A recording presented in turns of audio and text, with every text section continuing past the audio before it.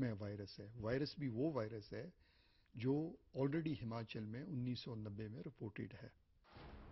Media में virus की खबरें आने के बाद प्रदेश सरकार ने आयातित पौधों की जांच के लिए कमेटी गठित की। इससे पहले की जांच कमेटी अपनी रिपोर्ट सरकार को सौंपती, उससे पहले ही बागवानी विभाग ने अपनी पूर्व में की गई गलतियों को छुपाने के लिए सभी पौधों का वितरण बागवानों को कर दिया। इससे सेब उद्योग पर खतरा और अधिक बढ़ गया है, क्योंकि आयातित पौधे प्रदेश के लगभग हर कोने में लगे हैं। ऐसे में अगर इस कथित वायरस की पुष्टि हो जाती है तो सेब उद्योग को आने वाले सालों में करोड़ों का नुकसान उठाना पड़ेगा।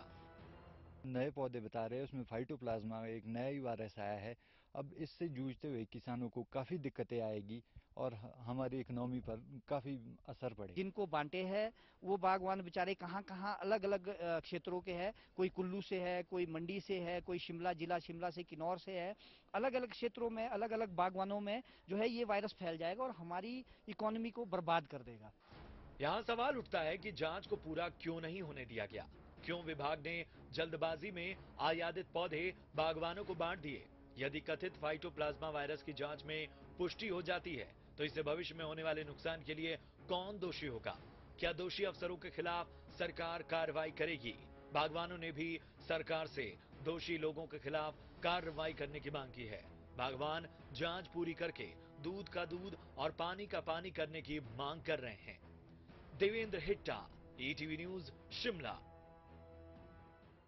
हिमाचल के आयात पौधे में वायरस मिलने के बाद इस पर सियासत भी शुरू हो गई है। प्रदेश के पूर्व मंत्री नरेंद्र बरागटा का कहना है कि जो पौधे इटली से मंगाए गए हैं उसमें वायरस है, जिससे हिमाचल के सेब के पेड़ बर्बाद हो जाएंगे। हॉर्टिकल्चर की रिपोर्ट भी कहती है कि ये पौधे बेकार हैं। साथ ही पूर्व मंत्री ने सरकार पर निशाना साधा है और पूछा है कि ऐसे पौधे आखिर मंगवाए ही क्यों गए।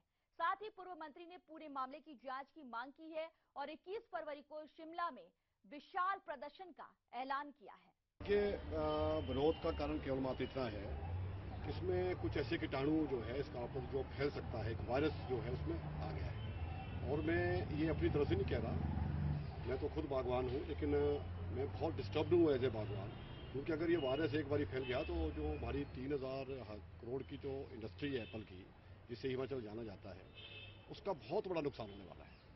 और ये रिपोर्ट जो है, जो इटली से पौधे लाए गए, उसके बाद जो हॉर्टिकल्चर यूनिवर्सिटी है, नॉन यूनिवर्सिटी हिमाचल प्रदेश की, उसके हेड ऑफ डिपार्टमेंट है पैथोलॉजी के, उनकी तरफ से जो है इसके मुआयने होते हैं। उन्होंने बड़ा क्लियर कह दिया कि कुछ पौधे ऐसे हैं जो डिस्ट्रॉय कर देने चाहिए। इसका मतलब ये है कि वायरस आ गया, तो it is a so shocking to know. और हमें लगा कि भाई सरकार इसमें लीवापोती कर रही है, और इस कारण से हमें लगा कि इसको हमारे को जो है जनता के सामने लाने के लिए कोई रास्ता नहीं है, क्योंकि सरकार इसमें इमीडिएटली स्टेप्स कर नहीं रही है। उनके अधिकारी और कांग्रेस के नेता जो है वो इसमें लीपापोती करने में लगे हैं। इसलिए हमें लगा कि हम जाकर के जो है निदेशालय जो है उसके सामने जाकर के हॉर्टिकल्चर का जो डिपार्टमेंट है, उनका जो डायरेक्टरेट है, हजारों की संख्या में जो है बागवान जो है पूरे प्रदेश आने वाले हैं और वहां पर धरना प्रदर्शन करने वाले विरोध जो है हम। फिलहाल वक्त हो चला है एक और छोटे से ब्रेक का। ब्रेक के बाद दिखाएंगे संक्रमित सेब के पौधे पर नॉर्थ यूनिवर्सिटी के डायरेक्टर ने क्या कहा।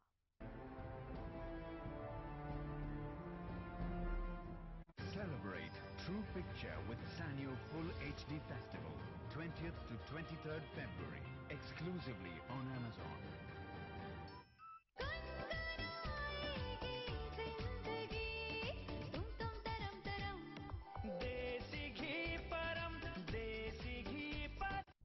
आयकर विभाग के पास उन सभी स्पेसिफाइड अकाउंट्स की जानकारी है। इन खातों में संदिग्ध कैश डिपॉजिट्स की हमें पहचान सारी है।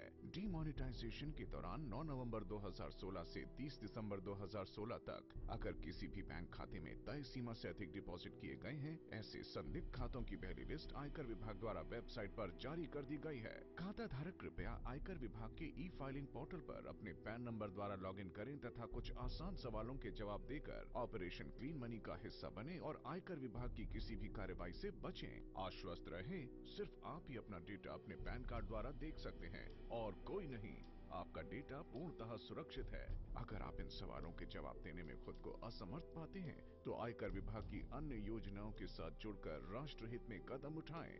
स्वच्छ धन अभियान, भारत की शान, आयकर विभाग द्वारा जनहित में जारी। भगवान हर जगह मौजूद रहे, इसलिए उन्होंने माँ को बनाया और उसकी ममता के साथ